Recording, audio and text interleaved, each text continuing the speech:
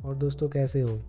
पिछले चैप्टर की एंडिंग में हमने देखा था कि डेबिन पार्क जिनसंग के साथ एक अबांडन बिल्डिंग में आता है, जहां डेबिन उसे उसी बिल्डिंग के एक अंडरग्राउंड रास्ते के पास लाता है। इस चैप्टर की स्टार्टिंग में वो उसी अंडरग्राउंड बंकर के अंदर आ रहे होते हैं।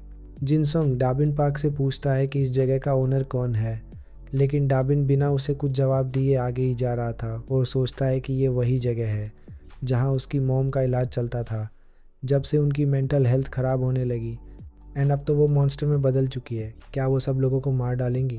जिनसंग वहीं पर बने एक रूम में आकर वहाँ सब कुछ चेक करने लगता है। उसे ये कमरा किसी तरह का ह्यूमन पर किए जाने वाला बायोलॉजिकल एक्सपेरिमेंट जैसा लग रहा था।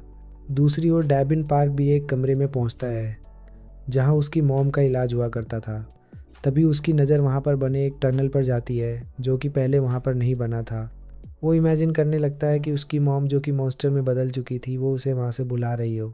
वो फिर खुद को संभालते हुए वहाँ से बाहर आ जाता है और सोचता है कि अगर पुलिस को उसकी मॉम के बारे में पता चला तो वह उसकी मॉम को मार देंगे। बाहर जिनसंग उसे उसी अजीब से कमरे में बुलाते हुए वहीं पर पड़े। एक कंप्यूटर में स्टोर वीडियोस दिखा रहा होता है जहाँ डॉक्टर्स अलग अलग लोगों पर बायोलॉजिकल एक्सपेरिमेंट कर रहे थे। वीडियो में एक पेशेंट डॉक्टर से बोलता है कि वो काफ़ी थका महसूस कर रहा है और उसके पैर में कुछ भी फील नहीं हो रहा है। दूसरा पेशेंट चिल्लाते हुए बोलता है कि उसकी आंखों में बहुत दर्द हो रहा है। इसके बाद जिनसुंग अगली वीडियो को खोलकर चेक करता है और वहाँ होती है डाबिन पार्क की मॉम, जिस पर डॉक्टर्स किसी नए तरीके की ड्रग को टेस्ट कर रहे होते हैं। डाबिन पार्क ये देखकर शॉक हो जाता है। डॉक्टर्स उसकी मॉम से पूछते हैं कि वो इन खुद पर किए गए एक्सपेरिमेंट्स के बदले मिले पैसों से क्या करेगी। डेबिन की मॉम कहती है कि वो इन पैसों से अपने बेटे के कॉलेज की फ़ीस भरेगी और साथ ही उसे गेमिंग कंसोल देगी। तभी हमें एक पास्ट स्क्रीन दिखाया जाता है जब डेबिन की मॉम ठीक थी। एक दिन जब डेबिन एक गेमिंग कंसोल में गेम खेल रहा होता है तो उसकी मॉम उससे पूछती है कि तुम्हारे पास ये इतना महंगा गेमिंग कंसोल कहाँ से आया। डेबिन कहता है कि ये उसके दोस्त सिवान किम ने उसे दिया क्योंकि उसने सिवान की स्कूल में की गई गलती को अपने ऊपर ले लिया।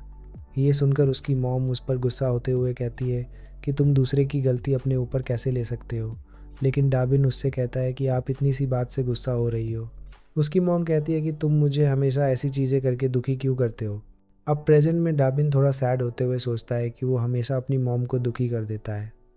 जिनसुंग उसे ऐसा देखकर कंफ्यूज हो जाता है कि इसे अचानक क्या हो गया। लेकिन फिर वो पुलिस को कॉल करके इस जगह और बायोलॉजिकल एक्सपेरिमेंट्स के बारे में बताने लगता है। डेबिन पार्क उसे रोकते हुए कहता है कि ऐसा मत करो, वे मेरी मॉम को मार देंगे क्योंकि वह एक मॉन्स्टर में बदल चुकी है। दूसरी ओर जब पुलिस ऑफिसर ये सुनता है तो उसे लगता है कि कोई उसके साथ प्रैंक कर रहा है। यहाँ जिनसुंग गलती से कॉल काट देता है और फिर डेबिन पार्क से कहता है कि ये तुम क्या कर रहे हो, क्या तुम भी इस तरह के बायोलॉजिकल एक्सपेरिमेंट में शामिल हो। मगर तभी अचानक बाहर से किसी चीज़ की काफ़ी अजीब सी आवाज़ आने लगती है। कुछ देर बाद वहाँ वही इंसानी चींटी दिखाई देती है और इसी के साथ चैप्टर 23 ख़त्म हो जाता है।